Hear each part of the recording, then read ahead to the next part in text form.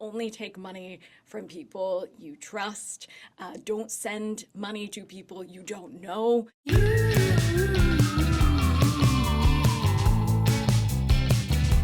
Fraud is a really big topic at Desert Financial. It's a topic that I think everyone's talking about. I hear my parents, my friends, I read it in articles all the time.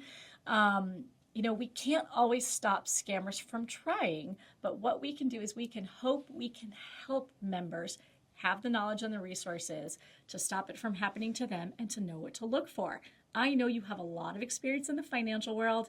You host an entire podcast about financial crime. I want to know from your point of view, what are some of the most common scams millennials should be on the lookout for? Yeah, it hurts my heart. But truly, I think it's about being vigilant. One of the biggest overall traps that I see millennials fall into is this get rich quick scheme. There's not a quick way to get rich. There's often like overnight millionaires that are 10 years or 20 years in the making, right? It does not happen overnight. There's a dad joke in the financial world that the fastest, easiest way to double your money is to fold it in half. Like if you hear that something is fast and easy, it is most likely too good to be true. Check fraud is another one that's really big recently. Last year, I don't know if you saw this story, but there was this infinite money glitch where you wrote a check to yourself and you deposited it into your own account and then withdrew the money in cash.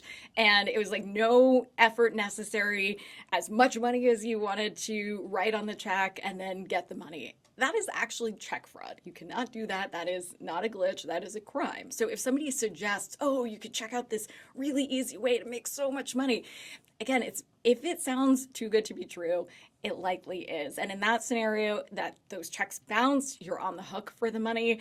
So I would say, in general, only take money from people you trust. Don't send money to people you don't know. Do not enter your card information or login information on websites that look weird or you're not familiar with. Always use secure payments because it sounds so cliche, but if it looks like a scam, if it walks like a scam, if it talks like a scam, if it acts like a scam, it is probably a scam. So trust your gut. I know I've really been telling people in these personal conversations I'm having, if you have any hesitation, don't engage. Yeah. Right? Because any skepticism, you don't want to fall victim to it. And we're just seeing it on the rise everywhere, every day.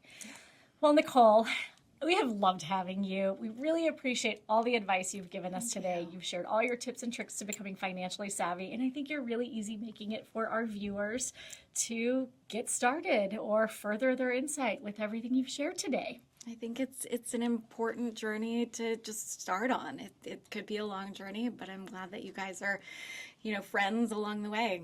Road trips, walks are always better with friends. So, they are. Yeah. Well, thank you, and we look forward to sharing more and working with you. Likewise, thanks.